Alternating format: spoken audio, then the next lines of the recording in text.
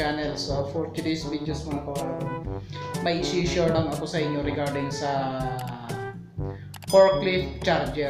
So ito siya mga kauragon. So ito mga kauragon yung forklift charger namin na ito mga kauragon. Bali kwanto 3 piece. Malaki siya mga kauragon. So mamaya ipapakita ko sa inyo mga kauragon yung forklift na kina-charge namin dito. Yung ginagamitan itong charger na to. So bali ito siya mga kauragon. Ito kasi mga kauragon na forklift charger namin dito. Bagong repair to. Oh, no! So ngayon mga kauragon, ikakabit ko kasi yung forklift na dineliver na nirepair. Nirepair din yan pati yung charger. At kasama na itong charger na nirepair nila, ito mga kauragon. So ayan, ginagawa mo dito sa amin. Tapos yung forklift, nirepair din. Pero andun sa taas ginagamit nila. But ang problema, malapit na siya. So ngayon mga kauragon, bago nga pala tayo magsimula ng aking video. So ito nga pala yung forklift na sinasabi ko sa inyo mga kauragon. Ayan. Bali wala siyang power mga kauragon. Ngayon dito sa may tabi niya, noon pa to mayroon na ditong breaker for the forklift, itong forklift na to, connection. So kung makikita niyo mga kauragon, mapapansin niyo itong forklift charger na itong mga kauragon, kung siya 3 piece siya mga kauragon. Ito siya mga kauragon, yung wire niya 3 piece 380. So ang kuha namin dito mga kauragon, ang power namin dito 380 sa area na to, sa store na to. Tapos paano masabi naman namin 220 siya. So hindi pare-parehas ang power dito mga kauragon. So before kayo mag-start mga kauragon, kailangan yung i-sure at kailangan natin gumamit ng clamp meter bago nyo ikabit. So ayan, dala tayo mga kauragon ng clamp meter. Ito po siya, clamp meter. Itong clamp meter, mahalaga ito mga kauragon. Makikita mo yung amperahe niya at makikita mo rin yung voltahe niya. So ayan mga kauragon, i-test natin ang power na to kung mayroon siya bago natin ikabit siya. Hindi ko trabaho. So ayan mga kauragon, ilalak lang natin yan. Ilak natin yung natin. Clamp meter. Bago natin ilak pala, isit natin ito sa 220. Ayan. So hindi nakasit. Ayan. Bolt. Ilagay natin sa bolt mga kauragon. Ayan. Ayan ang bolt. Ito, ampere yan mga kauragon. Yan, bolt. Ayan. So isit natin yan. Yan. Para hindi tayo magkamali, yan ang bolt ha mga kauragon, yung sitting ng ko natin. Ayan. So mga kauragon, kunan natin. Testingin natin yung voltahe. So ayan siya. So ito mga kauragon, kunin nyo lang to. At ito, testingin nyo yung itong itong ibabak natin yung camera mga kauragon para makita natin ha. Kauragon, testingin natin na 380 to, yung dalawa. Ito, isang rod at saka isa dito. Ayan. Ayan o. 380. So 380 yung dalawa. Tapos i-ko natin, change natin sa isa. 380 din yan. Oh, okay. Ayan siya mga kauragon. Oh, no! So malakas po na power na yan ha. Ayan, nakikita nyo sa clamp meter. 380 siya. So okay siya yung power dito. So para matry natin kung talagang okay pa tong breaker na ito mga kauragon, i-ko natin yan. Test natin yung baba. Yan, kailangan 380 yan. Ayan siya mga kauragon, 380. So ayan, sa baba. Bahala ka sa buhay mo. Ginusto mo. Ayan. Ayun, 380. So patay natin. Kung okay yung breaker. Ayan, wala nang papasok. Ayan mga kauragon. So ito mga kauragon, pwede na natin ikabit. Walang problema yung breaker niya. Okay naman yung supply, 380 siya. So ito, pwede na natin ikabit itong mga kauragon na wire na tatlo na to. Ayan, 380 siya. So huwag kayong kabahan mga kauragon. Kahit na magkabaliktad yan, walang problema. Basta makabit mo yung tatlong 380 niyan. Ayan, baliktaran naman yung mga kauragon. Ito, baliktaran siya. So ayan, may Philip na tayo dito mga kauragon. Ito, Philip siya. So nakabukas siya mga kauragon. So ayan mga kauragon, abangan yung mga kauragon at ikakabit ko na to. So ikabit na natin tong charger mga kauragon. Ikabit na natin tong power supply para matesting natin. So let's go.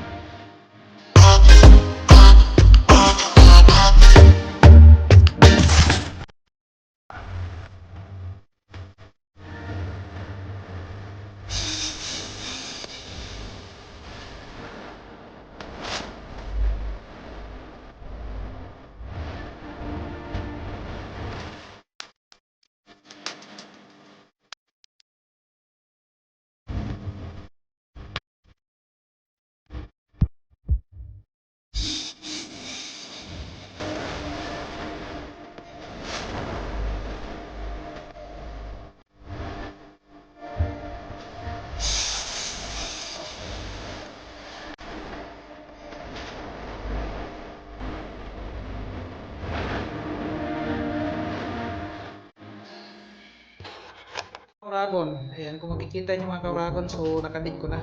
Ayan. ayan. So itong dulo na ito mga kauragon dito, binuhol ko kasi may butas dyan. Binuhol ko para hindi maglusot ang wire. Binuhol ko siya para mapigil. Tapos yun na.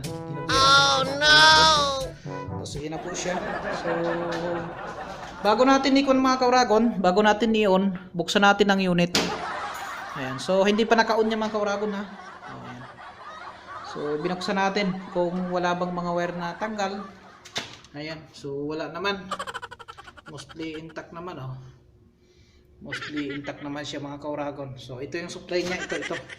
Ito siya mga kauragon mo yung kinabit kong 380. So ayan na kulay puti na yan gumagalaw. So ayan po siya. So intact naman. So okay. So okay na siya. Tapos i-check din natin mga kauragon yung sarado natin. Check natin mga kauragon yung wires niya. Ito kung okay pa. Ayan.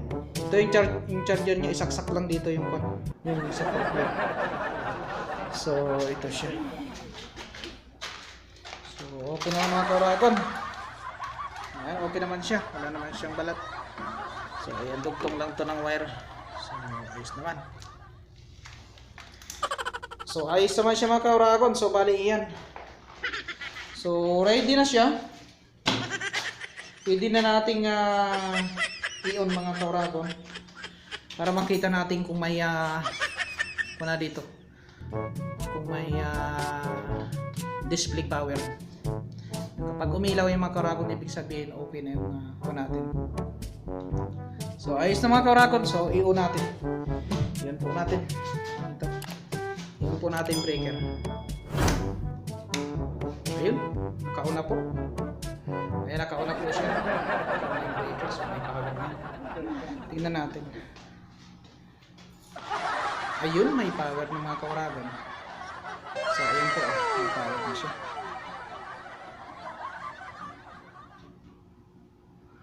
So, okay na. So, i-reset natin ulit mga kauragon yung breaker kung okay siya. Okay, oh. Huwag natin.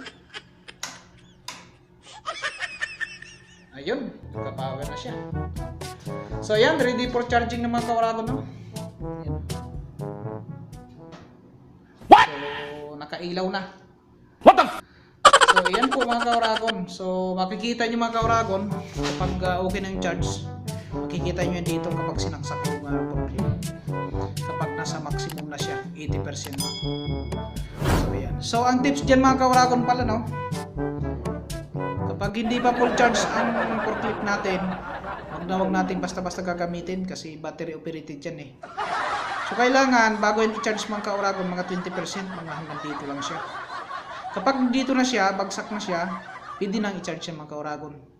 Tapos kailangan bago natin gamitin at hugutin, naka 82%, kung pwede 100%. Ayan. Hanggat hindi siya nalubat mga kauragon kapag para maiwasan natin masira yung baterya. Wag nating i-charge ka agad para iwas sa sira mga kauragon. Ano? So okay na. So nagbigay lang ako ng konting tips. Yung tips na yun mga kauragon mahalaga para sa forklift.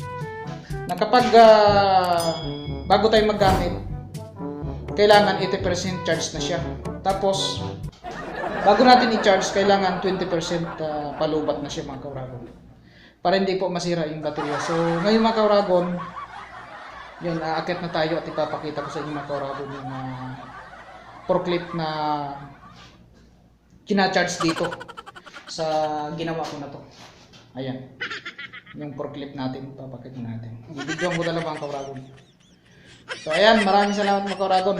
Tara, samahan nyo ako sa taas. Akyat tayo. So yan. So sana magustuhan nyo mga kauragon yung tips ko. At simple lamang to, pero mahalaga to sa technician. So kailangan mo rin malaman ang voltahe ng charger mo bago kayo magkabit. Lalo dito sa Middle East. Kasi sa Pilipinas naman hindi ako naka-counter pa dyan ng 380 volts. So dito lang ako naka-encounter mga kauragon sa KSA. Dalawang power dito. May 223 phase, may 380 3 phase. So ayan. So, yung 220, 3-phase, doon ka makakakuha ng 110. Pero dito sa 380 volts, 3-phase, hindi ka makakuha ng 110. Unless na hindi ka gumamit ng, unless na gumamit ka pala ng transformer para makakuha ng 110. So, ayan, akitin natin sa taas mga kauragon at napakita ko sa inyo yung forklift na sinasaksak namin dito sa ito, charger na to yung ginawa. Oh no! So, abangan nyo guys. Forklift na yung tina-charge ng mga kauragon mo ito. Ang laki. So ayan, nag-unload sila mga kauragon. So malaki mga kauragon. So ito. So ito yung wire niya mga kauragon. Ito yung wire niya. Ayan, hinuhugot lang yan tapos salpak lang yan doon. So ayan siya mga kauragon. Okay na siya. So, ayan, malaki yung mga Magaling kauragon. kang kupal Yes, ka. hours na charge.